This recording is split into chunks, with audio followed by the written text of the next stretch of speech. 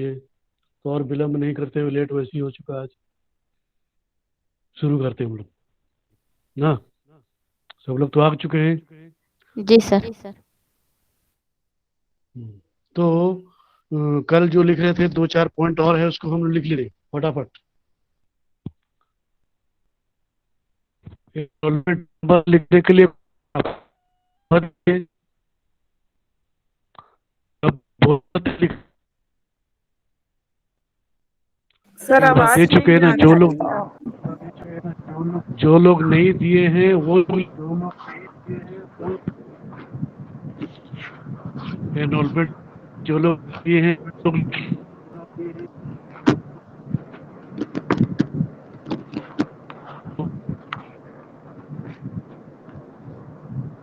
Hello. Sir आवाज नहीं आ रहा है सर। अभी अभी आवाज आया? नहीं सर, आवाज नहीं आ तो रही है सर आपकी। ये क्या हो गया? अभी तो आवाज आ रही थी।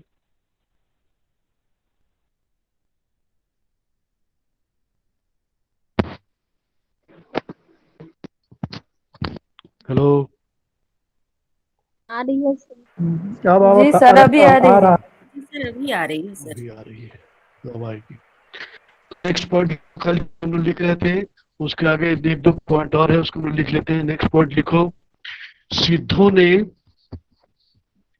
सिद्धों ने योग साधना सिद्धों ने योग साधना तथा काया साधना पर जोर दिया है। सिद्धों ने योग साधना तथा काया साधना पर जोर दिया है जोर दिया है। तथा शून्य की साधना तथा शून्य की साधना की प्रस्तावना की है। तथा शून्य की साधना जी की। सर। नेक्स्ट पॉइंट लिखिए। सिद्ध साहित्य में शून्य समाधि सिद्ध साहित्य में शून्य समाधि या सहज जी सर। समाधि। म्यूट करो, म्यूट करो शिवम साहब। सिद्ध साहित्य में शून्य समाधि या सहज वर्णन उलट बासी शून्य शैली समाधि या में सर। किया सर गया आवाज है। नहीं आ रही है। सर आवाज नहीं आ रहा है।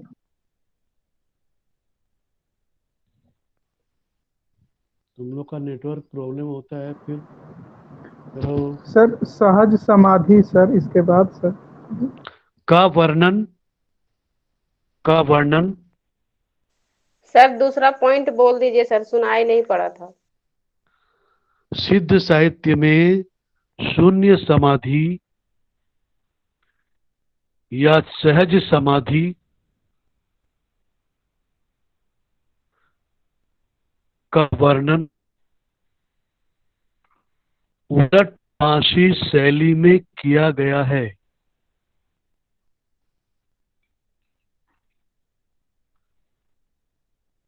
सहज सर समाधि किस के शैली में? अंतर्गत सर शैली में वर्णन। किया गया है। उलट बांसी। सर वर्णन के बाद क्या है? अरे बोला ना, उलट बांसी। उलट बांसी शैली में किया गया है। आपको पता है ना इस बारे में, हम लोग ने सुना नहीं। हाँ, क्योंकि तुम लोग पढ़ी नहीं हो इसीलिए नहीं सुनी हो। किताब में है सब कुछ, आपको पढ़ना चाहिए। उलट बांसी शैली में किया गया है। सहज समाधि के अंतर्गत सहज समाधि के अंतर्गत चंद्रमा ब्रैकेट में प्रज्ञा जी सर। चंद्रमा ब्रैकेट में प्रज्ञा एवं सूर्य ब्रैकेट में उपाय। चंद्रमा एवं सूर्य के संयोग की कल्पना की गई है।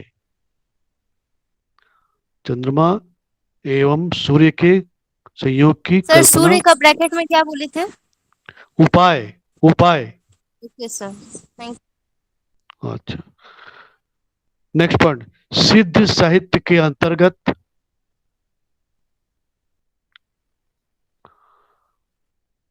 सामाजिक कुरीतियों, सिद्ध साहित्य के अंतर्गत सामाजिक कुरीतियों, जाति पाति भेद, जाति पाति भेद एवं वर्ण भेद की निंदा की गई है।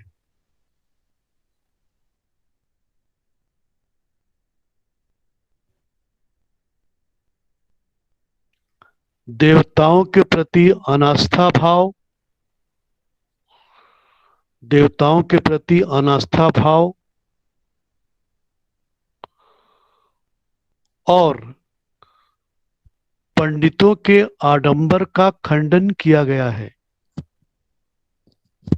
और पंडितों के आडंबर का खंडन किया गया है।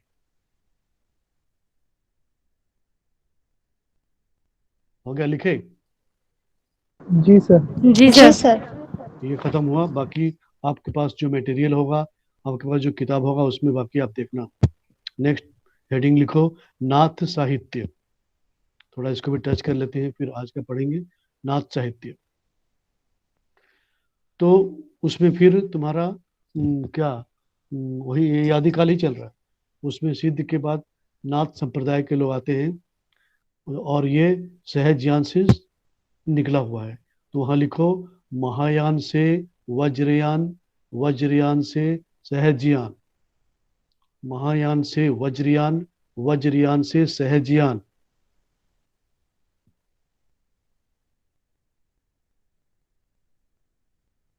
महायान से वज्रयान, वज्रयान से सहजयान, फिर सहजयान से नाथ संप्रदाय का जन्म होता है। फिर सहजयान से नाथ संप्रदाय का जन्म होता है। समझिए? और जो इनकी जो मुख्य बातें हैं वो ये है कि मतलब जो सिद्धों ने जो जीवन को विषम बना दिया था, तांत्रिक मंत्रिक वगैरह वगैरह करके जनता को गुमराह कर रहे थे, तो इन लोगों ने, नाथ संप्रदाय के लोगों ने, नाथ योगियों ने क्या किया, जीवन को सुलझाने का प्रयास किया, और बहुत दूर तक ये लोग उसमें सफल भी हुए। सर वज्रयान क्या था? और सर क्या बोली? वज्रयान क्या था? वो उनका एक भाग है। हाँ, जैसे बौद्ध धर्म को कई भागों में बट गया, वो महायान, हीनयान, और क्या क्या। तो महायान या से हीनयान वज्रयान, दो भाग में बटे ना, उसके बाद वज्रयान हो गया। तो महायान से वज्रयान हुआ, वज्रयान से सहजयान हुआ, सहजयान से फिर नाथ संप्रदाय का जन्म हुआ। और इन लोगों ने, नाथ संप्रदाय के लोगों ने जो जीवन, जो विषम परिस्थितियों में चल रहा था, जीवन को लोग बोझ की तरह समझने लगे थे, जीवन में उनको मतलब अच्छा नहीं लग रहा था, जीवन में दुनिया भर था। तो जीवन की जो समस्याएं हैं उनको सुलझाने का श्रेय इस संप्रदाय को जाता है, नाथ संप्रदाय को जाता है। और ये नाथ संप्रदाय क्या है? सिद्ध संप्रदाय का एक विकसित रूप है। आप लिख सकते हैं, सिद्ध संप्रदाय का एक विकसित रूप। सिद्ध संप्रदाय का एक विकसित रूप है, जो कि निरीश्वरवाद से एकेश्वरवाद की ओर जाता है। निरीश्वर से एकवाद लिखना, निरीश्वरवाद से एक। सर नाथ संप्रदाय विकसित रूप हुआ ना सिद्ध साहित्य का? हाँ, तो सिद्ध संप्रदाय का विकसित रूप नाथ संप्रदाय है। समझो जरा बात को। सिद्ध संप्रदाय तो चल रहा था, तो सिद्ध संप्रदाय जब आगे बढ़ा, वो हीनयान, महान यान वगैरह वगैरह, तो उससे ये फिर नाथ संप्रदाय विकसित हुआ। तो पहले लोग जो निरीश्वरवादी थे, ये लोग, नाथ संप्रदाय के लोगों ने ईश्वरवाद पर विश्वास किया, ईश्वर पर इनकी आस्था हुई, जिसका खंडन उन लोगों ने कर दिया था, सिद्धों ने कर दिया था। और इसमें बहुत सारे मतलब जैसे सिद्ध, कितने सिद्ध थे? 84 सिद्ध थे, 84 सिद्ध थे। तो इसके केवल 9 नाथ हैं। अगर आप कभी गोरखपुर जाएंगे तो गोरखपुर में गोरखनाथ एक मंदिर है, तो गोरखनाथ मंदिर में जाना, वहां पर 9 नाथ के वो मूर्तियां बनी हुई है, आप देख सकते हैं। और इनके आदिनाथ जो थे वो भगवान शंकर थे। ये लोग भगवान शंकर को आदिनाथ मानते हैं। उनके फिर जो उनका पहले व्यक्ति थे वे थे गोरखनाथ। गोरखनाथ जो कि शून्य साधक थे। वो एक शून्य साधक थे। उनके गुरु फिर मत्स्येंद्र नाथ हुए, ऐसे करके 9 नाथ लोग होते हैं। और उन्हीं उसी गोरख के नाम के आधार पर गोरखपुर का नाम गोरखपुर पड़ा है। आई बात सुनिए। उसके बाद इनकी जो विशेषताएं हैं, विशेषताएं में आप लिख सकते हैं। विशेषता एक हेडिंग दीजिए, विशेषताओं में लिखिए हठ योग के समीप। बोलिए। हठ योग के समीप। सर ये लोग जी सर। ये लोग हठ योगी थे। हठ योग, ये हठ योग ये और साधना के माध्यम से हठ योग देह शुद्धि का मार्ग था। हठ योग देह शुद्धि का मार्ग था। और प्राणायाम से सर एक बार लिखना, फिर दो बोलिए चार ना लाइन। सर, आवाज कट जा रही है, शायद यहाँ बारिश हो रही है इसीलिए। हाँ, कुछ इसमें बोला नहीं हूँ मैं ज्यादा। क्या लिखा? सर हठ योगी थे, बस उतना ही सुनाई दिया, उतना ही सुनाई दे रहा है। और हठ योग देह शुद्धि का मार्ग था सर। ये विशेष लिख लीजिए। हठ योग के क्या बोले सर? हठ योग के समीप। कुछ सुनाई नहीं दे रहा है। आपको तो दे रहा नहीं आ रहा है, है करूं? सर। आपको तो दे रहा है, करूं? हठ युग के समीप ये हठ योगी थे। हठ और देश शुद्धि। हठ योग के हाँ समीप। जी, बस उतना ही सुनाई। हठ योगी थे और सुनाई नहीं दे हठ रहा है। योग, हठ योग देश का मार्ग था। हठ योग देश का मार्ग था। आप लिखो सर आवाज अभी देह क्लियर नहीं आ शुद्धि। रही है सर, आवाज डिस्टर्ब हो रही है। और तो लोगों को सुनाई दे रहा है? नहीं सर, जी सर। बिल्कुल आवाज बढ़िया नहीं आ नहीं रहा है। सर, नहीं ठीक सर, से सुनाई नहीं दे रहा है ठीक से। नहीं रही है। हमारे यहाँ बढ़िया आ रहा है सर। सर आवाज कट कट के आ रही है। कह रहा है ना, आपके बढ़िया आने से हो जाएगा। तब तुम्हारे यहाँ प्रॉब्लम है। शिवम के शिवम सर, तो आप बताइए ना। शिवम सर, आप बताइए ना। तो बारिश हो नहीं हमारे यहाँ। सर जो बताएं वो बता देना, हम लोग लिखिए लिख लिखिए सकते हैं। लिखिए। ठीक है। हठ योग बोल। हठ योग के देह समीप का ये मार्ग। योगी थे। हाँ, देश मार्ग। आगे लिखो देह शुद्धि और प्राणायाम से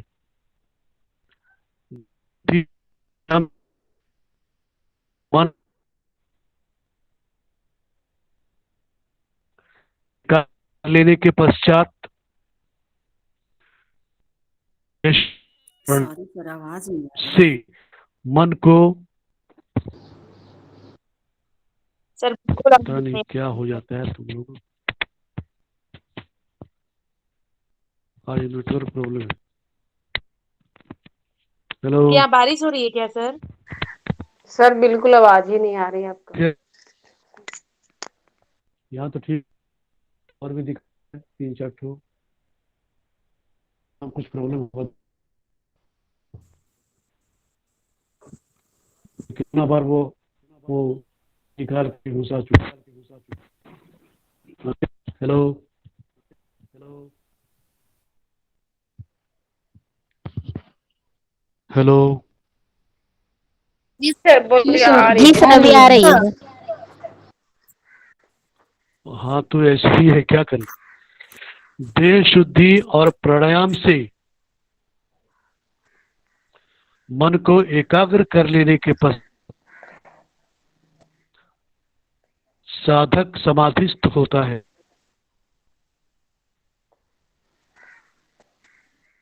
लिखी? सर मन को एकाग्र कर लेने के पश्चात साधक होता है, उसका उद्देश्य कुंडलिनी को जागृत करना होता है।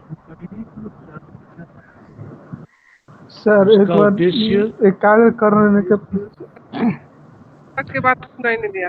सर मन को एकाग्र कर लेने के पश्चात इसके बाद नहीं सुनाई दिया। उसके बाद साधक समाधिस्थ होता है।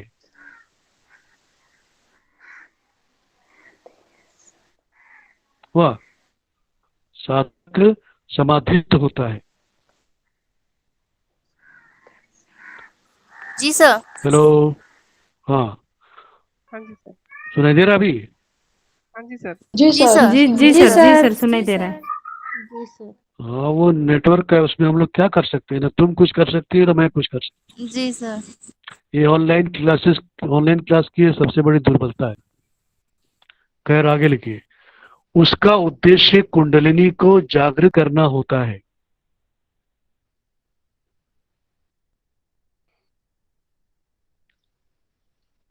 महाकुंडलिनी में ही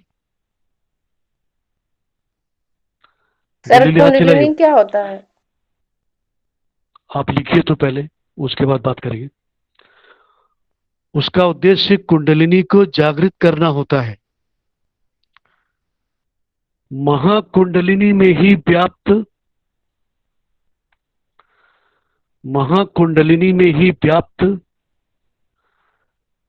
शक्ति का समाहार होता है। महाकुंडलिनी में ही व्याप्त शक्ति का समाहार होता है।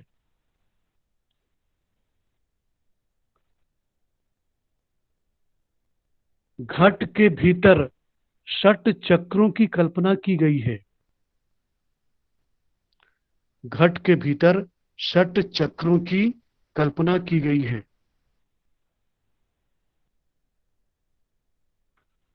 घट के भीतर, घट यानी शरीर, घट के भीतर 6 चक्रों की कल्पना की गई है। जिससे होती हुई कुंडलिनी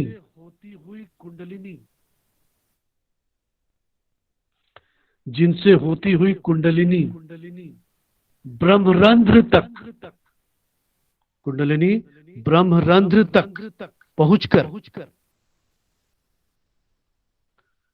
जिनसे होती हुई कुंडलिनी ब्रह्मरंध्र तक पहुंचकर सिद्धि का अनाहत घोष करती है।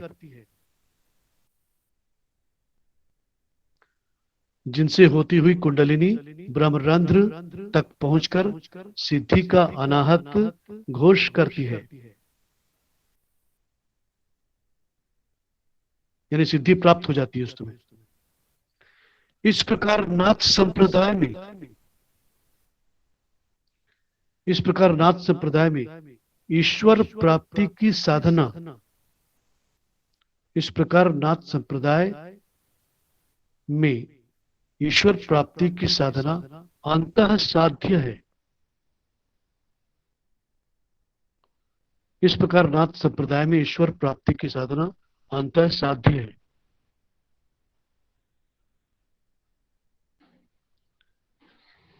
वे बाह्य साधनों को घृणा की दृष्टि से देखते हैं। वे बाह्य साधनों को घृणा की दृष्टि से देखते हैं।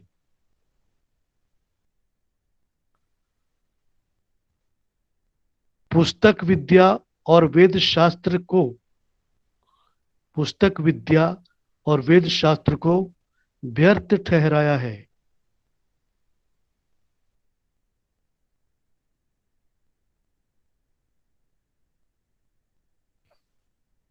पुस्तक एवं क्या लिखे?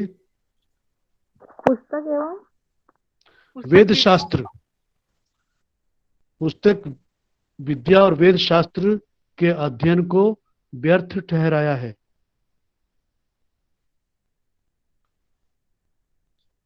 परंतु हठयोगियों ने गुरु की महत्ता मुक्त कंठ से स्वीकार की है। गुरु की महत्ता मुक्त कंठ से स्वीकार की है। गुरु के उपदेशों के माध्यम से ही या गुरु के माध्यम से ही साधक ईश्वर तक पहुंच सकता है। सर माध्यम से उसके बाद क्या बोले? माध्यम से साधक ईश्वर तक पहुंच सकता है।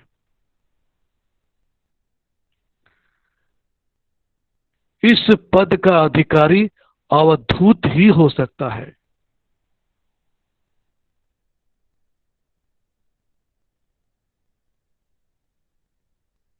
फिर नेक्स्ट लिखो। सर आत्मा उसके भी पहुंच सकता है, उसके बाद क्या बोले सर? इस पद का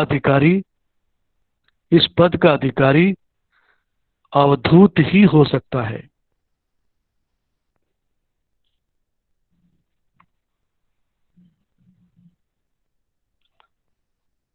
लिखे। उसके बाद लिखो। जी सर। आत्माभिमान से रहित योगी ही, आत्माभिमान से रहित योगी ही नाथ पद को प्राप्त कर सकता है। नाथ पद को, आत्माभिमान से रहित योगी ही नाथ पद को प्राप्त कर सकता है। वाह। जी सर। जी सर हुआ। हिंदू मुसलमान दोनों पर इसका प्रभाव पड़ा। हिंदू मुसलमान दोनों पर इसका प्रभाव पड़ा।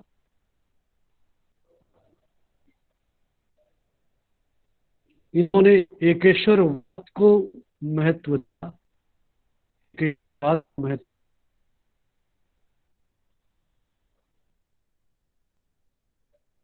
और इनकी भावना बड़ी थी। इन्होंने सर सर उन्होंने के बाद क्या बोले? एकेश्वरवाद, एकेश्वरवाद को महत्व दिया। सर एक बार रिपीट कर दीजिए, आवाज कट गई थी। उन्होंने एकेश्वरवाद को महत्व दिया। अब ये सबका एक एक अगर मतलब ये आवाज कट रिपीट, कुछ भी आवाज नहीं आ रहा है।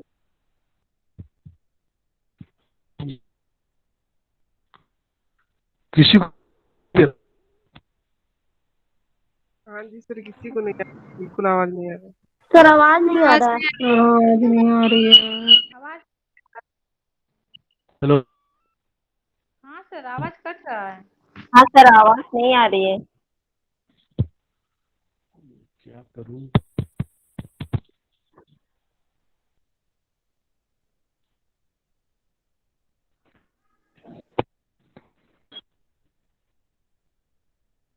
अभी आई? हेलो। जी सर सुनाई दे रहा है। जी सर आ रही है। जी सर अभी जी आ रही है। सर। वो उसी तरह आती रहेगी, सर जाती हिंदू रहेगी, अब क्या करें। मुसलमान दोनों पर इसका प्रभाव पड़ा, उसके बाद बता दीजिए। एकेश्वरवाद एक को महत्व दिया, उन्होंने एकेश्वरवाद को महत्व दिया। फिर इनकी आवाज तो कड़ी थी क्या? सर फिर आवाज कट रहा है सर।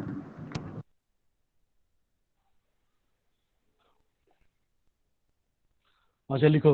नाथ साहित्य की सामान्य प्रवृत्तियां। नाथ साहित्य की सामान्य प्रवृत्तियां नंबर 1।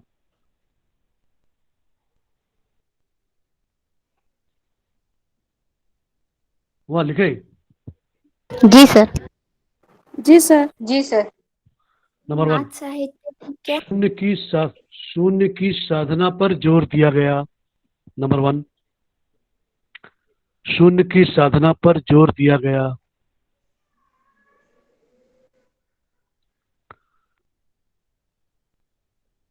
शून्य का संबंध नाद तत्व से स्थापित किया गया। शून्य का संबंध नाद तत्व से स्थापित किया गया।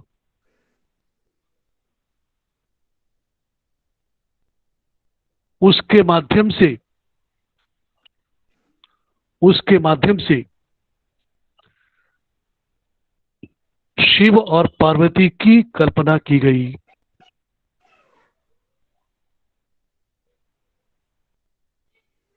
शिव और पार्वती की कल्पना की गई।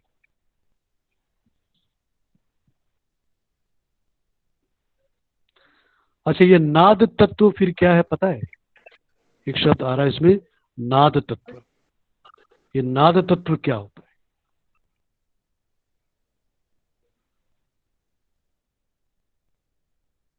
हेलो। जी सर। जी सर। नहीं पता सर। ये नाद तत्व जो लिखे ना, नाद तत्व क्या होता है? नाद मतलब तो सर आवाज, प्रियंका। आवाज जैसा कुछ होता है ना, नाद मतलब।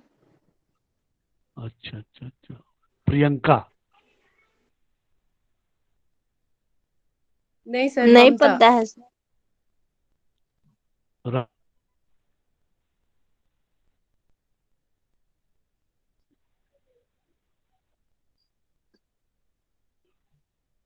कोई भी। तो सर जो प्राकृतिक के द्वारा जो हमें मूल्यवान चीज मिला है उसको तत्व बोलते हैं। वही तत्वों को लेकर जो बनाया गया है, जिसको रूप रेखांकित किया गया है शिव और पार्वती के लिए। अच्छा, मैं बताता हूँ, सुनो। नाद तत्व क्या होता है? जब, बस एक छोटा सा उदाहरण दे रहा हूं ताकि आप छोटे से उदाहरण से हल समझ जाए। आप पूजा करने जाते हैं, जो मुस्लिम है मस्जिद जाते हैं, जो सिख है यहाँ गुरुद्वारा में जाते हैं। जब आप पूजा करने जाते हैं तो जिस वक्त आप आरती कर रहे होते हैं, मंदिरों में जिस वक्त आरती हो रही होती है, उस समय वो पुजारी वो बहुत सारे दियों को एक साथ वो घुमाता रहता है। ढोल नगाड़े मजीरे सब बज रहे होते हैं। बहुत सारे भक्त लोग वहां पर आंख बंद करके, हाथ जोड़ करके एकाग्र शांत मुद्रा में खड़े हैं। उस वक्त बस आरती हो रही होती है, दीपक जल रहे होते हैं और वो ढोल मजारे बज रहे होते हैं। कोई ऐसे ही एक भक्ति संगीत बज रहा होता है, चल रहा होता है। उस समय आप अपनी आंखें बंद करके अपने अपने इष्ट देवता को आप याद करते हैं। जिस समय आप इस अपने इष्ट देवता को याद कर रहे होते हैं, उस समय आप केवल अपने इष्ट देवता को ही याद कर रहे होते हैं। उस वक्त ना कोई मम्मी होती है, ना कोई पापा होते हैं, ना कोई दोस्त होता है, ना कोई गुरु होता है, ना कोई सब्जी वाला होता है, ना कोई स्कूल कॉलेज होता है, ना कोई आपका सर्विस जगह होता है। कोई कुछ नहीं होता है। केवल एकमात्र एक आपका इष्ट देवी या देवता से ही आपका साक्षात्कार होता है और आपको मानो ऐसा लगता है कि आप उसके दर्शन कर रहे हो, आप उसको साक्षात्कार देख रहे हो और आप उससे बातें कर रहे हो। उस 5 मिनट के लिए या 10 मिनट के लिए या एक क्षण के लिए आप देश दुनिया और जिस समाज से परे हो जाते हैं। उस समय जो आपको आपके अंदर जो अनुभूति हो रही है, वही अनुभूति नाद तत्व कहलाती है। आई बात समझ में? जी सर। जी सर। जी सर। ये होता है नाद तत्व। तो किसी ने कुछ देर पहले कुंडलिनी पूछा था। जब व्यक्ति आप योग करते हैं, प्राणायाम करते हैं, प्राणायाम करते हैं, तो जब आप सही रूप में प्राणायाम करते हैं तो धीरे धीरे देखना, एक्चुअली में योग बहुत बड़ी चीज होती है, छोटी मोटी चीज नहीं होती है। योग जब करते हैं तो धीरे धीरे क्या होती है, उससे हमारी आत्मा शुद्ध होने लगती है और जो हमारे शरीर की जो नर्वस सिस्टम है वो मतलब वो पूरे एकदम वो टॉप में पहुंच जाते हैं। और उस वक्त जब आप प्राणायाम कर रहे होते हैं, उस वक्त आपका ध्यान एकाग्र रहता है और बहुत ही शांत मुद्रा में उस परम शिव या जिसकी भी आप वहां पर ध्यान करते हैं, ओम उस वक्त आप ध्यान करते हैं, उस ओम में, उस अंतरिक्ष में वो विलीन हो जाता है। तो ऐसी हमारे शरीर के अंदर शक्तियां हैं, हम अपनी शक्ति को नहीं पहचानते। आज योग के माध्यम से अपनी शक्ति को हम पहचान सकते हैं। तो योग के माध्यम से जो वहां लिखा है, वो शरीर की बहुत सारी नाड़ियां होती हैं, उनमें बहुत शक्ति आती है, बहुत उसमें ओज आता है, उसमें बहुत प्रभाव पड़ता है, और इतनी शक्ति उसमें आती है ना, कि उसमें दिव्यता आ जाती है। और धीरे धीरे जब खुलती है तब वो व्यक्ति को चमत्कार होता है, तब उस व्यक्ति को उस ईश्वर के दर्शन होते हैं। हमारे जितने महान महान योगी, भगवान शिव क्यों उनको महायोगी कहा जाता है? क्योंकि वो हर वक्त ध्यान मुद्रा में है, हर वक्त वो योग मुद्रा में है, इसीलिए उन्हें महायोगी कहा जाता है। और जब के जीवन में जब वो कुंडलिनी पूरे ऊपर तक चढ़ जाती है, तो वो व्यक्ति, उस व्यक्ति को होने से रोक नहीं सकता। याद रखिए, का महत्व हो जाता है। एक शब्द और आया है वहां पर, आपने लिखा होगा, अवधूत नाम का एक शब्द आया है। तो अवधूत भी कैसा होता है? जब वो व्यक्ति कुंडलिनी को जागृत कर लेता है अपने योग के माध्यम से, उस वक्त उसको न ठंड लगती है, न सर्दी, गर्मी, बरसात, कुछ नहीं लगता। उसका जो शरीर है वो पूरा वो पारे की तरह चमकने लगता है। ये कौन लिख रहा है इसमें बेमतलब की बातों को? कौन लिख रहा है? आप पढ़ने बैठे, क्या करने बैठे? ऊपर से बोले कि सर समझ में नहीं आया, सर सुनाई नहीं दिया।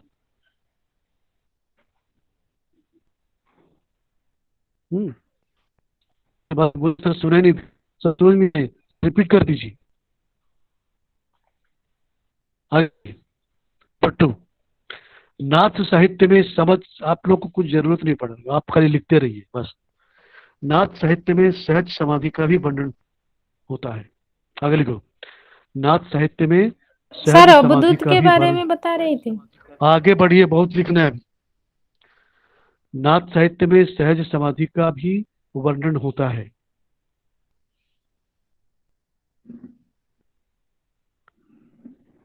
नंबर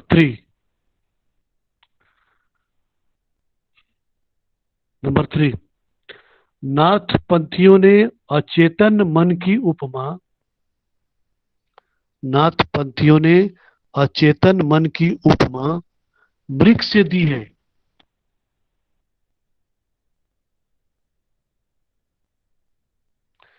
ज्ञान से संस्पर्शित आत्मा, ज्ञान से संस्पर्शित आत्मा पारधी के सदृश है। जो अचेतन मन मृग को सर ज्ञान से संस्पर्शित आत्मा पारधी के सदृश है। चंचल है मतलब। जो अचेतन मन मृग को विदग्ध कर उसका वध कर देती है। जो अचेतन मन मृग को विदग्ध कर उसका वध करती है। हो गया। उसके बाद मतलब कहने का मतलब कि नाथ पंथियों ने योग के माध्यम से, प्राणायाम के माध्यम से शरीर को शुद्ध करने का प्रयास किया, शरीर को, आत्मा को, तन को, मन को शुद्ध करने का प्रयास किया। यही उनका मतलब मुख्य मतलब प्रवृत्ति है। उसके बाद आज खंड 2 स्टार्ट करो। खंड 2 स्टार्ट करते हैं। भक्तिकालीन साहित्य। भक्तिकालीन साहित्य लिखो, जल्दी लिखो जरा। भक्तिकालीन साहित्य, ये तुम्हारा आदिकालीन खत्म हुआ। भक्तिकालीन, भक्तिकालीन उसमें लिखो भक्ति काल की पृष्ठभूमि। वाह, भक्तिकाल की पृष्ठभूमि। पहले लिखिए आप राजनीतिक परिस्थिति या राजनीतिक पृष्ठभूमि। उसमें क्या हुआ देखो, आदिकाल समाप्त हुआ, यानी जिसको आप वीरगाथा काल कहते हैं। धीरे धीरे क्या हुआ, वीरगाथा काल मतलब समाप्ति की ओर जाने लगा, उसका प्रभाव कम होने लगा। क्यों कम होने लगा?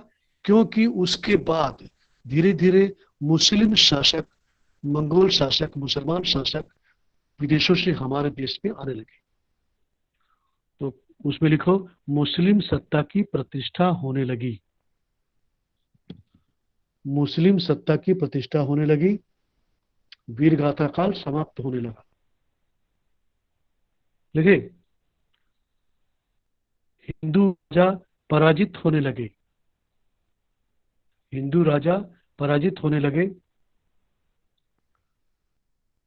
न राज्य रहा न राजा, न राज्य रहा न राजा और न ही कवि, यानी राजकवि। न ही राज्य रहा, न ही राजा रहे, न ही कोई राजकवि।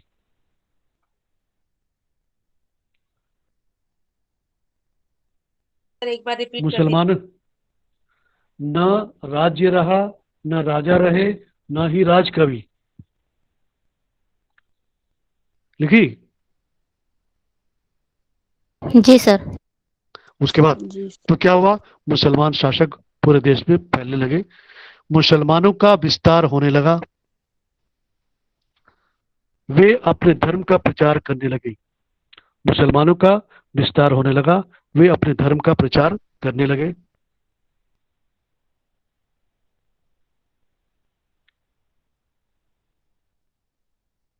आई बात समझ में? लिखे तो?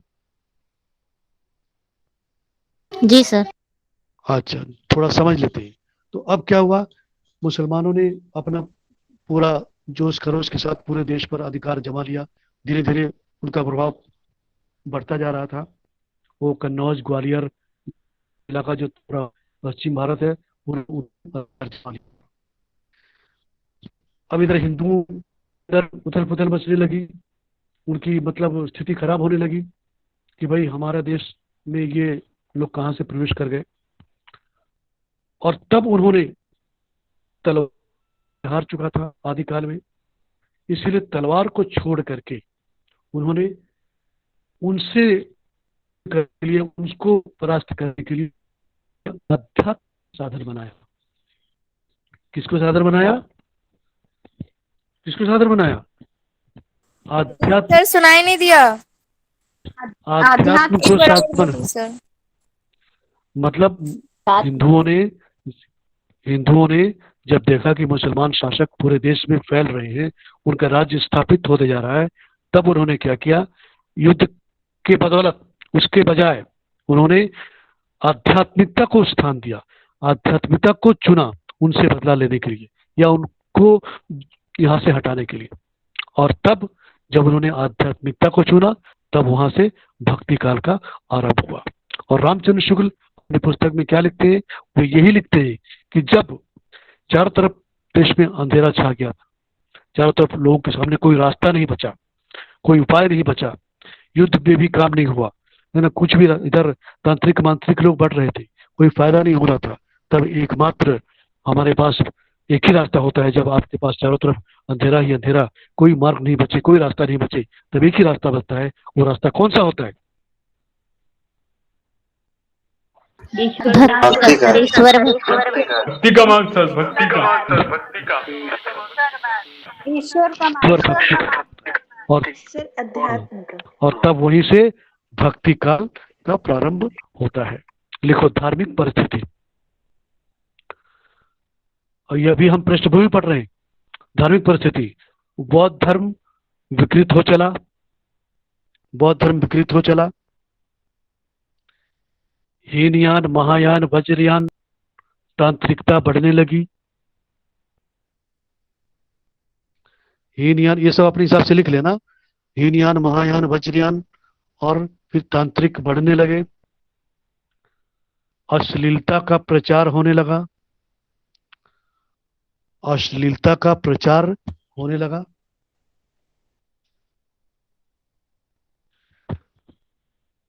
गोरख बानी का बहुत प्रभाव जनता पर पड़ा, गोरख बानी का बहुत प्रभाव जनता पर पड़ा। सिद्धों और नाथों की वाणियों ने, सिद्धों और नाथों की वाणियों ने अशिक्षित जनता पर सिद्धों नाथों की वाणियों ने अशिक्षित जनता पर अपना प्रभाव जमाया।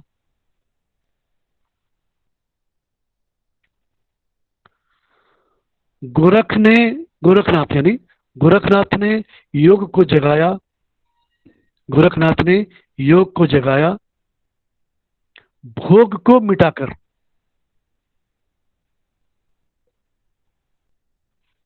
गोरखनाथ ने योग को जगाया, भोग को मिटाकर।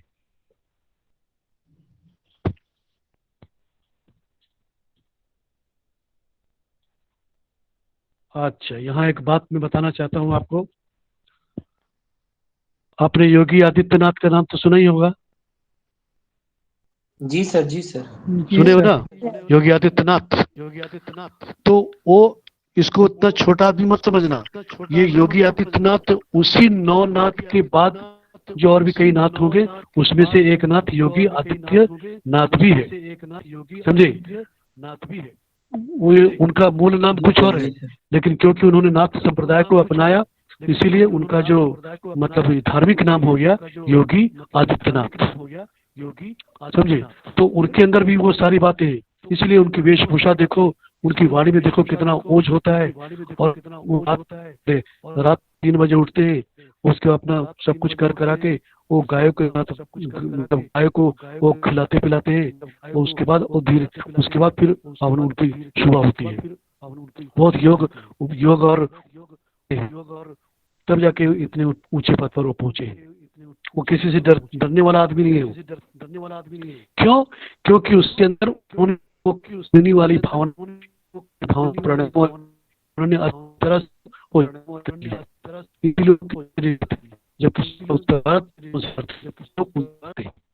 प्रज्ञा जी थोड़ा म्यूट कीजिए। तो ये योगी आदित्यनाथ थे। आज भी उसी गोरखनाथ मंदिर में उनका निवास है। उत्तर प्रदेश में गोरखनाथ मंदिर में एक कमरे में उनका निवास है, जहाँ पर वो अपना रहते खाते सोते हैं। जो लखनऊ से फुर्सत पाने के बाद, राजनीति से फुर्सत पाने के बाद वो गोरखपुर आते हैं, और गोरखपुर में ही उसी गोरखनाथ मंदिर में वो अपना समय मतलब बिताते हैं। आगे लिखो। सूफियों का इसी बीच आगमन हुआ। इसी बीच सूफियों का आगमन हुआ। दक्षिण भारत से भक्ति की गंगा बहने लगी।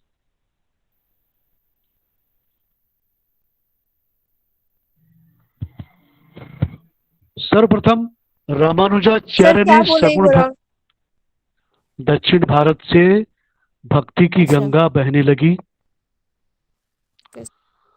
दक्षिण भारत से भक्ति की गंगा बहने लगी। रामानुजाचार्य ने सगुण भक्ति को जगाया।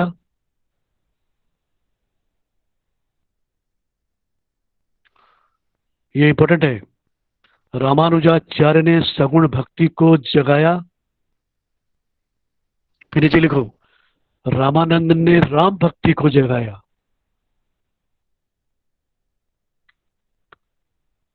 रामानंद ने राम भक्ति को जगाया। और वल्लभाचार्य ने श्री कृष्ण की उपासना पर जोर दिया। और वल्लभाचार्य ने श्री कृष्ण की भक्ति पर जोर दिया।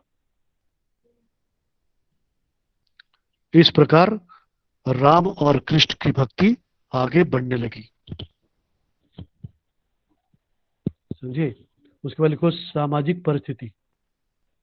सामाजिक परिस्थिति। हिंदू मुसलमानों में टकराहट। सर 1 मिनट सर, माफ कीजिए सर, इसमें शंकराचार्य का जिक्र नहीं करेंगे? ये अगर दार्शनिक पृष्ठभूमि पूछता है तो कर सकते हैं। ये तो मैं पृष्ठभूमि में दार्शनिक में तो ऐसी कोई बात नहीं है। आप लिख सकते हैं, इसमें कोई प्रॉब्लम नहीं है। लिखिए, सामाजिक पृष्ठभूमि। हिंदू मुसलमानों में टकराहट, उसी में आप जोड़ देना, कोई प्रॉब्लम नहीं होगा। धार्मिक में ही हिंदू मुसलमानों में टकराहट बढ़ रही थी।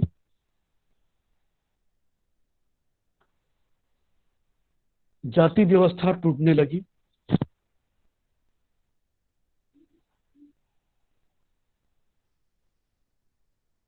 जाति व्यवस्था टूटने लगी। हिंदू मुसलमानों में जहां एक तरफ घृणा फैल रही थी, हिंदू मुसलमानों में जहां एक तरफ घृणा फैल रही थी,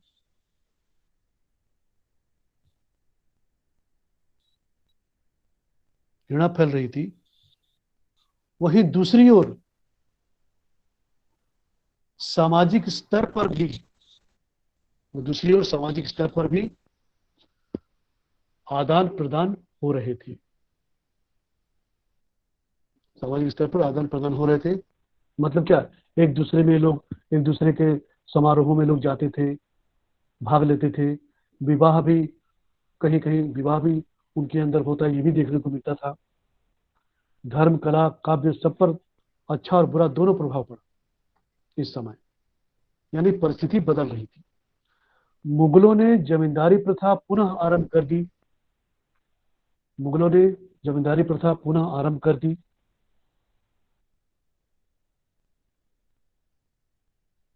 भोग विलास बढ़ रहा था।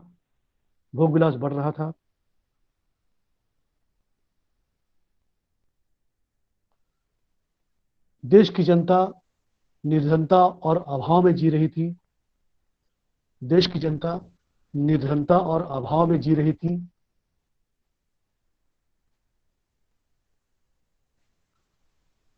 और उच्च वर्ग और निम्न वर्ग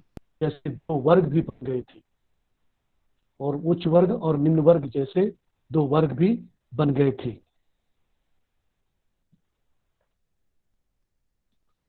फिर लास्ट में लिखो साहित्यिक परिस्थिति।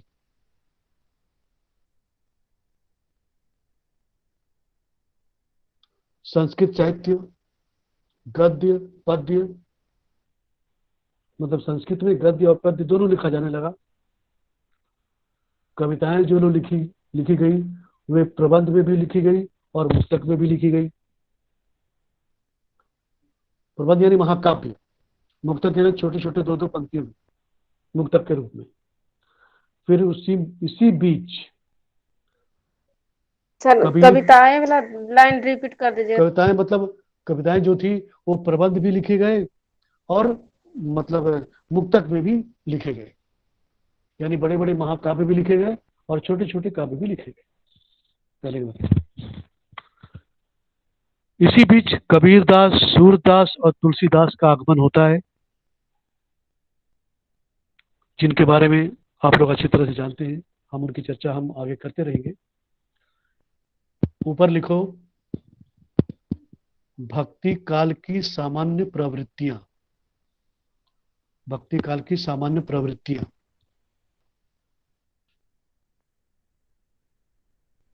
वहां ऊपर में लिखना, कहीं पर ऊपर में लिखो भक्ति काल, लिखे भक्ति काल के सामान्य प्रवृत्तियों पर नीचे आ जाओ, फिर लिखो भक्ति काल लिखे। क्या करें, ब्लैक बोर्ड नहीं है, ब्लैक बोर्ड होता तो अच्छी तरह समझा देता। हाँ सर। जी सर लिखे। हाँ एक मिनट, तो भक्ति काल के नीचे एक लंबी लकीर दो, एक लंबी अंडरलाइन करो, उसको अंडरलाइन किए। जी सर कर दिए सर। जी सर। अच्छा, एक तरफ एरो लगा करके सगुण लिखो और एक तरफ एरो लगा करके निर्गुण लिखो। सगुण निर्गुण हो गया। तो सगुण के भी दो भाग हो गए, भक्ति के दो भाग हुए, सगुण और निर्गुण, सगुण भक्ति धारा और निर्गुण भक्ति धारा। तो सगुण के भी दो भाग हो गए, नीचे उसके दो भाग करो एरो लगा करके। क्या क्या हुए? सगुण राम भक्ति शाखा और कृष्ण भक्ति शाखा हो गया। सगुण के भी दो भाग हुए, राम भक्ति शाखा और कृष्ण भक्ति शाखा। उसके बाद निर्गुण के दो भाग हुए, और निर्गुण में लिखना ज्ञानाश्रयी शाखा और प्रेमाश्रयी शाखा।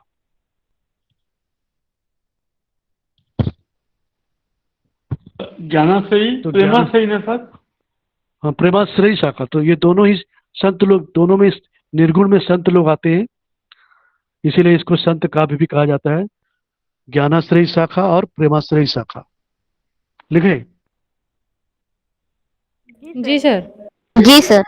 अच्छा, राम में जो राम लिखे हो, राम के नीचे लिखो उसके कवि तुलसीदास, केशवदास। कृष्ण में सूरदास और बाकी अन्य कवि, बहुत सारे कवि आप मटेरियल में देख लेना। हो गया, एक तरफ तुलसीदास एक तरफ सूरदास। जी सर। सूरदास और तुलसीदास के बारे में एक दोहा प्रचलित है, आप बता सकते हैं मुझे?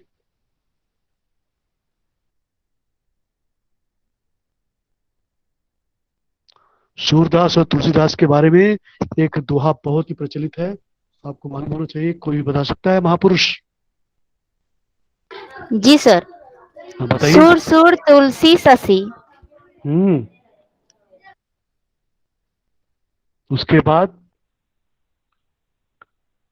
सर, हिंदी साहित्य जगत को अगर हम आसमान माने तो उस आसमान में तुलसी सूर है, अर्थात सूर्य हैं, और दूसरा सूर जो है सूरदास शशि के समान है सर। अभी आगे तो छोड़ दी तुम, अभी तो बहुत बाकी है। लिखिए लिखिए लिखिए, ये लाइन जी आपको जाना जरूरी। लिखिए, सूर सूर तुलसी शशि, सूर सूर तुलसी शशि, उडगन केशवदास। सूर सूर तुलसी शशि, उडगन केशवदास। अब के कवि खद्योत्सम, अब के कवि खद्योत्सम। समय जहाँ तहाँ करत प्रकाश, जहाँ तहाँ करत प्रकाश। सूर सूर तुलसी शशि, उडगन केशवदास, आपके कवि खद्योत्सम, करत जहाँ तहाँ प्रकाश। लिखे? जी सर। सोनिया? जी सर लिखे। सोनिया लिखी कि नहीं लिखी? मंदाकिनी लिखी? सर लिखा लिखा सर। जी सर लिखा। लिख ली मैंने। तो इसका जी अर्थ सर। जान लीजिए जरा, एक मिनट। सूर क्या है? सूर सूर सूर तुलसी शशि, यानी सूर किसकी तरह चमक रहे हैं? सूर्य की तरह चमक रहे हैं। और तुलसीदास किसकी तरह चमक रहे हैं? चंद्रमा की तरह चमक रहे हैं। उडगन केशवदास, और केशवदास कैसे हैं? उडगन यानी जो पक्षी जो है ना, पक्षी, आप आसमान में बहुत सारे पक्षियों को देखते हैं, उस पक्षी की तरह उड़ रहे हैं। अब के कवि खद्योत्सम, करत जहता प्रकाश। और आज के कवि जो लोग हैं, ये लोग क्या है? खद्योत, हिंदी में जुगनू और उड़िया में जुलजुलिया पोक। समझे? हिंदी में जुगनू, उड़िया में जुलजुलिया पोक। तो आज के कवि कैसे हैं? वो खद्योत की तरह है। करत जहता प्रकाश, कहीं कहीं थोड़ा थोड़ा वो प्रकाश कर देते हैं। मतलब क्या हुआ इसका? जानिए। मतलब ये हुआ कि सूरदास ने कृष्ण के बारे में कुछ भी नहीं छोड़ा। वो बाल्यकाल से लेकर के उनकी मृत्यु तक जो जो बातें उनकी जिंदगी में थी, जीवन उनके जीवन से जुड़ी थी, हर बात को सूरदास ने अपने सूर सागर में सूर सागर में वर्णित कर दिया है, चित्रित किया है। अगर सूरदास ने, शायद आज जो आप कृष्ण को बारे में जानते हैं वो शायद आप नहीं जानते, तो इसलिए वो चमक रहे हैं आसमान में। तुलसी शशि, तुलसी किसकी तरह चमक रहे हैं? चंद्रमा की, पूर्णिमा की चंद्रमा की तरह चमक रहे हैं। क्यों? क्योंकि इन्होंने राम के बारे में जो जो बातें थी बाल्यकाल से लेकर के अंत समय तक, हर बात को बड़ी बारीकी के साथ और बड़े ज्ञान प्रकांड विद्वता के साथ उन्होंने रामचरितमानस में प्रस्तुत किया है। जो बचा खुचा, उडगन केशवदास, जो थोड़ा बहुत कुछ बच गया होगा बाई चांस, उसे केशवदास ने अपने अलंकृत शैली में प्रस्तुत किया। सूर ने कुछ नहीं छोड़ा, तुलसीदास ने कुछ नहीं छोड़ा, बचा खोचा केशवदास ने पूरा कर दिया। आपके कवि किसकी समान है? खद्योत, उस जुगनू की तरह है। करत जहाँ जो थोड़ा थोड़ा बहुत कुछ कुछ लिख लेते हैं, इन लोगों ने सब कुछ लिख दिया। उसके बाद ज्ञानाश्रय में लिखो। ज्ञानाश्रय में ये संत काव्य है। ज्ञानाश्रय में कबीरदास का नाम लिखिए, कबीरदास। उसके बाद प्रेमाश्रय में मलिक मोहम्मद जायसी का नाम लिखिए। ज्ञानाश्रय, प्रेमाश्रय।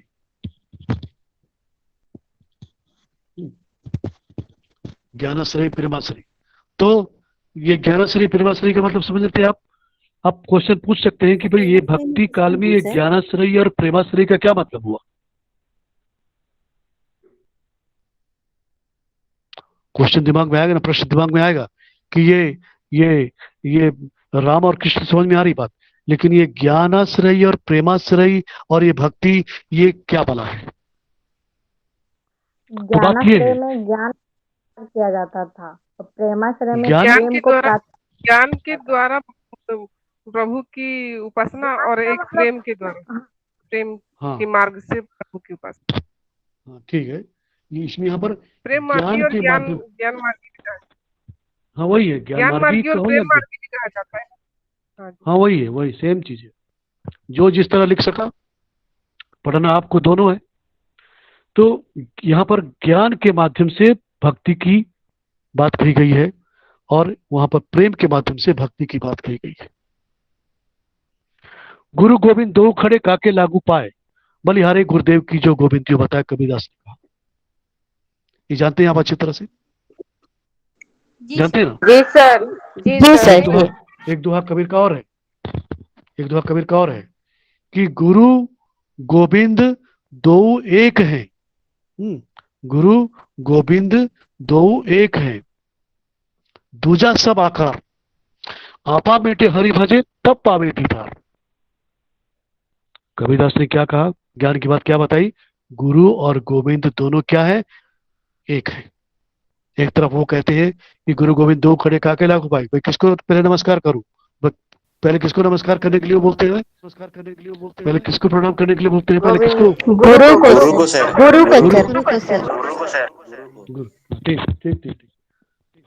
दूसरे पद में फिर कबीर कहते हैं कि गुरु और गोविंद दोनों एक ही है, गुरु गोविंद दो एक है, दूजा सब आकार, बाकी सब क्या है, उसके अनेक, जैसे भगवान एक है, गुरु है ना, भगवान एक है, उसके रूप अनेक है, यहाँ भी वो बात कहते हैं कि गुरु गोविंद दोनों एक है। यानी गुरु जो है वही गोविंद है और गोविंद जो है वही गुरु है। समझ में आई बात? जी सर। अच्छा, तो गुरु यानी गुरु ही गोविंद है, यानी गुरु ही ईश्वर है, भगवान है, और गोविंद ही गुरु है, गुरु ही गोविंद है। ये कैसे हो सकता है, ये कैसे हो सकता है? गुरु ही माध्यम है, गुरु ही माध्यम है भगवान को पाने की, गुरु ही रास्ता दिखाते हैं। हाँ सर, ईश्वर को पाने की रास्ता तो गुरु ही दिखाते हैं ना। हाँ दिखाते, लेकिन वो कह रहे हैं कि गुरु ही भगवान है। अहम हो जाता है जब अलग अलग भावनाएं हम अपने अंदर ही ईश्वर को ढूंढते, तो गुरु और गोविंद दोनों एक हो जाते हैं। क्या बोली? अंदर अंदर देखते हैं तो जब हमारे अंदर अहम की भावना समाप्त हो जाती है और मतलब कि हम गुरु में ईश्वर, मतलब कि अपने अंदर ही ईश्वर को ढूंढना शुरू कर देते हैं, तब गुरु और गोविंद दोनों एक हो जाते हैं। अच्छा ठीक है, ये तो सोचने वाली बात है, अपने अपने अपने अपने अंदर महसूस करने वाली। लेकिन मैं आपको पूरा प्रमाणिक तौर पर आपको बता रहा हूं कि गुरु ही गोविंद कैसे है, गुरु ही ईश्वर कैसे है। ध्यान से सुनना और ध्यान से समझना। हिंदू लोग पूजा करने के लिए कहाँ जाते हैं? मंदिर सर। मंदिर में सर। बस एक आदमी गुरु हिंदू लोग हिंदू लोग पूजा करने मंदिर में जाते हैं। मुसलमान लोग पूजा करने कहाँ जाते हैं? मस्जिद में। मस्जिद में जाते हैं। ईसाई लोग पूजा करने कहाँ जाते हैं? अपनी कॉपी में चर्च। नोट करते रहना, अपनी कॉपी में नोट करते रहना। ईसाई लोग पूजा करने कहाँ जाते हैं? चर्च में सर। चर्च हो जाते हैं। और सिख लोग पूजा करने कहाँ जाते हैं? गुरुद्वारा। गुरुद्वारा है सर। ना? अच्छा, जो गुरुद्वारा आपने लिखा उसको गुरु प्लस द्वार लिखिए, गुरु प्लस द्वार लिखे तो। जी सर। अब देखो, अब जी आपको सर। क्लियर हो जाएगा कि यानी वहां पर गुरु कौन है? वही ईश्वर है, जो मंदिर में था, जो मस्जिद में था, जो गिरजा में था, जो चर्च में था, वही कहाँ पर है? वही गुरुद्वारे में भी है। इसीलिए वो गुरु मतलब वो गुरुद्वारे में जाते हैं, यानी गुरु के पास पहुंचने का द्वार, यानी ईश्वर के पास पहुंचने का द्वार, गुरुद्वारा। तो आई बात समझ में किस प्रकार गुरु ही गोविंद है? जी सर। कैसे गुरु कैसे गोविंद हो गया? वहां पर सिख लोग किसी गुरु के पास थोड़ी जा रहे हैं, वहां पर किसके पास जा रहे हैं? वो ईश्वर के पास जा रहे हैं। जैसे हम मंदिर में जाते हैं, जैसे हम मस्जिद में जाते हैं, जैसे हम चर्च में जाते हैं, वैसे वो सिख कहाँ जा रहा है? गुरुद्वारा, यानी किसी गुरु के पास वहां नहीं जा रहा है, वो ईश्वर के पास जा रहा है। ईश्वर ही उसके लिए गुरु है, यानी गुरु को उन्होंने इतना ऊंचा स्थान दिया है। आई बात समझ में? आपने देखा किस प्रकार गुरु ही गोविंद होता है और गोविंद कैसे गुरु होता है। उसके बाद आप लिखिए भक्ति काल की सामान्य प्रवृत्तियां।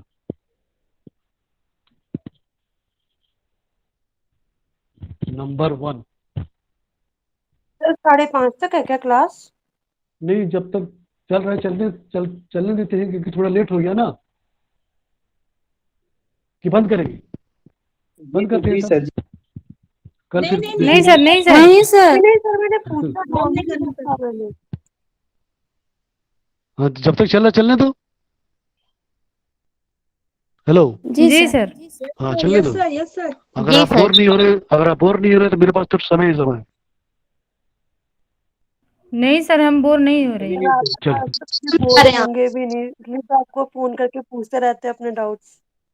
हाँ, पूछो। क्या पूछ रही रुचिका पूछ रही थी? सर फिलहाल तो भी कोई डाउट नहीं है, होगा तो जरूर आपको कॉल करके अरे डाउट पूछेंगे। होगा ही नहीं, तुम मेरा क्लास अटेंड कर रही हो, तुम्हारा डाउट नहीं होगा 100%। जी। नंबर 1 जी सर। लिखो, नाम की महत्ता। भक्ति काल की सामान्य प्रवृत्तियां में लिखो नंबर 1, नाम की महत्ता। नाम की महत्ता मतलब इसमें क्या है, मैं आपको समझाते भी चलूंगा। इन लोगों ने नाम को महत्व दिया है। क्या कर रहे हैं? इन्होंने भक्ति को बहुत सरल बना दिया, भक्ति काल के कवियों ने, कि केवल ईश्वर का नाम लो, बाकी सब बेकार की चीजें। नाम लेकिन कैसे लेना है? कबीरदास ने कहा, मनसा वाचा कर्मणा नाम सुमिरन सार है। मनसा वाचा कर्मणा, मन से, वचन से, कर्म से आप नाम लीजिए। लोग जो कीर्तन करते हैं, हरे रामा हरे कृष्णा हरे रामा, में क्या है? और तो कुछ नहीं है, केवल वो नाम ही है बस। भजन करते हैं, कीर्तन करते हैं, उसमें क्या करते हैं? राम और कृष्ण का नाम लेते, दूसरा तीसरा नाम लेते ही नहीं। तो ये है नाम की महत्ता। आई बात समझ में? नंबर 2, उसको आप अपने हिसाब से बढ़ाना चढ़ाना। नंबर 2, गुरु महिमा। गुरु महिमा में आप सभी लोगों ने गुरु को स्थान दिया है, ये आप अच्छी तरह से जानते हैं। सभी लोगों ने गुरु को महत्व दिया है, और कबीरदास ने तो गुरु को बहुत अधिक महत्व दिया है। गुरु के बिना ज्ञान संभव ही नहीं। तुम किसी भी क्षेत्र में जाओ, शास्त्रों में भी ये बात लिखी जाती है और कही जाती है कि अगर जिस देवी देवता की तुम पूजा करते हो, आराधना करते हो, वो हो सकता है तुमसे मतलब रुष्ट हो जाए, और अगर वो रुष्ट हो गया वो तुम्हारा भगवान तुमसे रुष्ट हो गया, तो एक मार्ग है तुम्हें रास्ता दिखलाने वाला, एक व्यक्ति है तुम्हें रास्ता दिखलाने वाला, एक व्यक्ति है तुम्हें अंधकार से उबारने वाला, वो है तुम्हारा गुरु। लेकिन जिस दिन गुरु रुष्ट हो गया, जिस दिन गुरु तुमसे रुष्ट हो गया, क्रोधित हो गया, तब तुम्हारे कोई रास्ता मिलने वाला नहीं। इसलिए उन्होंने गुरु को महत्व दिया है। नंबर 3, भक्ति भावना का प्राधान्य। भक्ति भावना का प्राधान्य। नंबर 4, अहंकार का त्याग। अहंकार का त्याग। नंबर 5, समन्वय की भावना। ये इन लोगों में अच्छी बात देखी जाती थी, समन्वय की भावना। उसके बाद शील तथा सदाचार की प्रवृत्ति। शील तथा सदाचार की प्रवृत्ति। सर सुनाई नहीं दिया, एक बार फिर से बोल दीजिए ना। शील, तालबेश्वर, शील तथा सदाचार की प्रवृत्ति। सदाचार, आपके अंदर अच्छे विचार होने चाहिए, आपका आचार विचार व्यवहार सब कुछ अच्छा होना चाहिए, सदाचार, इसको सदाचार बोलते हैं। तो शील तथा सदाचार की प्रवृत्ति। शील क्या तो होता है सर? शील मतलब तुम्हारा जो मान सम्मान इज्जत महत्व है ना, ये उसमें ओके हो गया। तो ये आज की क्लास यही बंद करते हैं, बाकी आगे हम कल पढ़ेंगे, इसी समय इसी जगह इसी टाइम पर। खुश रहिए। जी सर। धन्यवाद धन्यवाद सर। धन्यवाद सर। धन्यवाद सर। खुश रहिए, खुश रहिए। प्रणाम सर। धन्यवाद जो सर। धन्यवाद मुंह से दे रही हो कि मन से दे रही हो? धन्यवाद मन से दे रही है, मन धन्यवाद से सर, सर, धन्यवाद। मन से दे रहे हैं सर, धन्यवाद।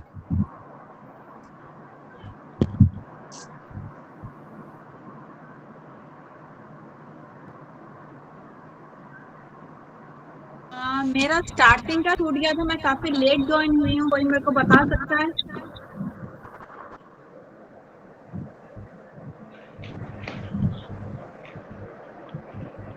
बोलिए। मैंने स्टार्टिंग छूट गई थी मेरा, तो आप बता सकते हो स्टार्टिंग क्या करवाया सर ने? आज सिद्धू का पॉइंट सिखाया था कुछ, जो बचे हुए थे वो सब। मैम वो तो पिछला भी नहीं हुआ, बट आज के पॉइंट्स रिपीट कर दोगे आप? हाँ मतलब बता सकती हूँ, आप लिखिए। हाँ जी मैम बोलिए। हाँ, सिद्धों ने योग साधना तथा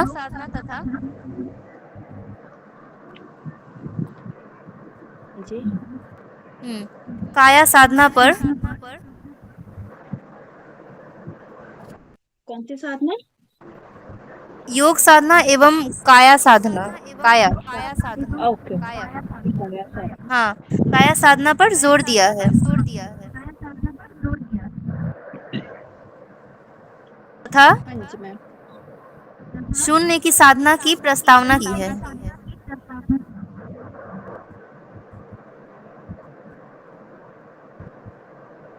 हुआ? Yes ma'am. हाँ, अब मैम मत बोलो। हाँ जी। हाँ, और नेक्स्ट पॉइंट है सिद्ध साहित्य में हाँ, शून्य समाधि या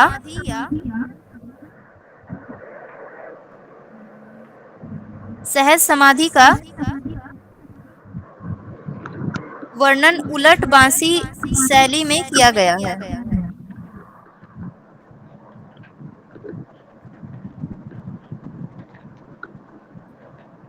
उलट बांसी शैली में किया गया है। रात खत्म हो गई क्या? हाँ हो गई है। उलट बांसी शैली में किया गया है और इसी में है